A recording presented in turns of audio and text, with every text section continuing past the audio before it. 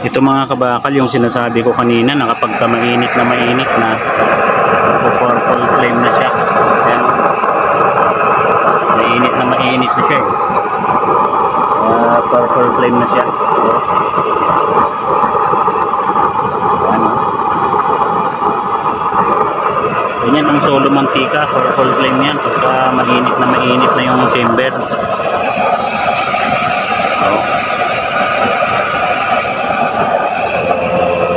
Okay.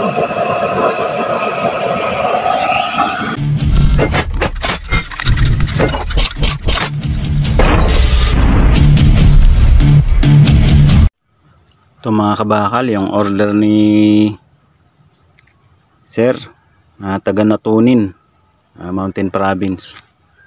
Ito yung ginawa ko na lutuan ng mga tauhan niya na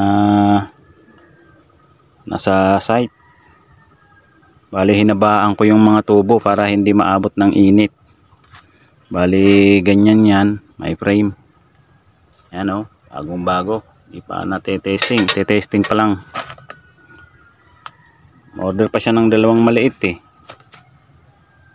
Kaya ito muna itetesting ko. Gamitan ko ng 5 volts blower. Yan. 5 volts blower, yung power bank na pang cellphone, tsaka yung 12 volts na power bank pang high speed. Ito kasi mahina eh, pang umpisa ko lang. Ito lagyan ko ng crudo. Bale ito pala yung niya, yung kanyang oil level overflow safety device. Ito lalagyan ng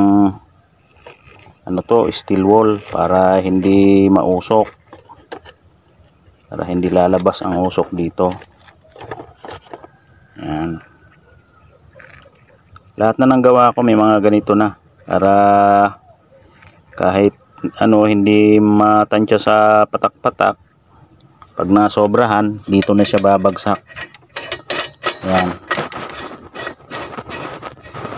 Ayan siya.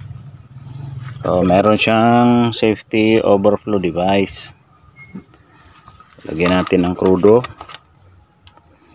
Crudo ito pang preheat. Mas mabilis ganito magsindi ng ating calandius oil. Yan. Kasi pagka naman solo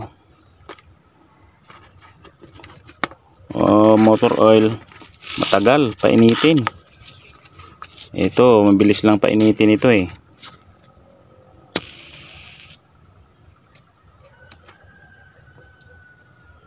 Yan, wala akong tissue, ubusan pa ako nakabili. Okay na to, di 4 kasi masyado nang matakaw sa oil eh kapag ka di 6. Ako may usok na itapat yung doon yung butas lang pihitin ko. Pagka kasi natapat yung butas doon sa daluyan ng oil, lalabas ang doon, usok. Yan, meron pa rin.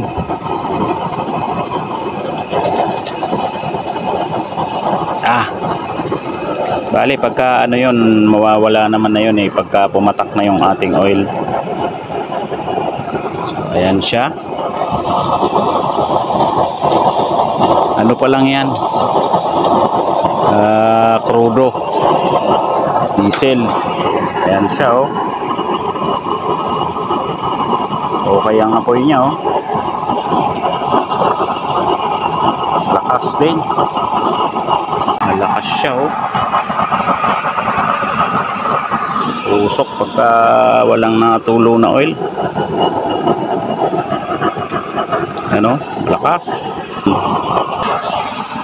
mausok talaga. Lagyan ko nga ng mantika. Wala akong motor oil eh, kaya mantika lang muna. Mantika ito eh.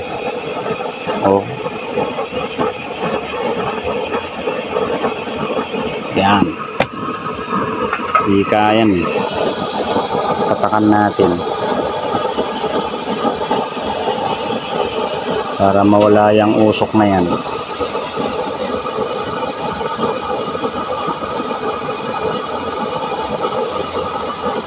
Yan, mawawala na yung usok na yan. Ito may pumatak na.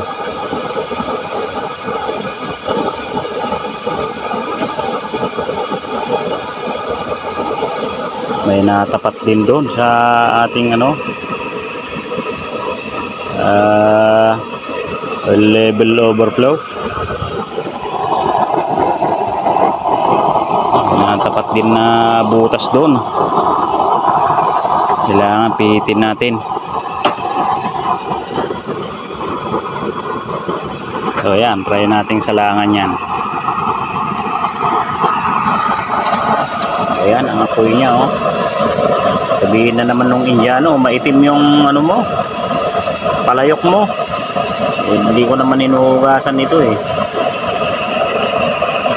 Kasi kahit blue flame ito, pagka syempre katitesting, iitim pa rin at iitim yan. Sa LPG nga eh, may itim pa rin. Yan ang lagi niyang tinatanong, blue flame bakit daw maitim? Bahala siya sa buhay niya. Sabi ko sa kanya, hugasan niya ang ano, kung masipag siya, gagamitin niya, kada gamit niya, hugasan niya. Eh ako, ilang buwan ko nang hindi ko na hinuhugasan ito eh. Malabas yung usok dun, pihitin ko yan. Ayan oh, nung may pumatak na, wala nang usok. Hindi na, may usok eh. Ang problema na lang yon, yung level overflow. Ayan oh, hindi na makita ang apoy niya. Pihitin ko lang. Ayan na, napihit ko na. May usok pa rin, konti na lang. May nakatapat kasing butas kanina eh. Ayan, purple flame na siya oh. Kasi solo mantika na ito eh. Ubusan ako ng ano, langis. Ayan oh, purple flame. Try nating salangan. Ayan o. Wow, nagre-red na siya. Hindi pa kasi masyadong mainit. Lumalabas na usok. Pero pagka naka-build up na ang carbon dyan sa loob ng level overflow, wala na yan. Hindi makakalabas ang usok yan. Kasi papasukin ng carbon yan eh, sa loob. Tatabunan niya yung steel wall doon. Okay na rin yan. Pula siya oh. Pag mainit na yan, ano na yan, purple flame na yan. Ayan oh, very long yung ano niya eh. 2 dangkal. Tig 2 dangkal oh. Haba. So ayan, order sa atin nung taga Natunin, Mountain Province.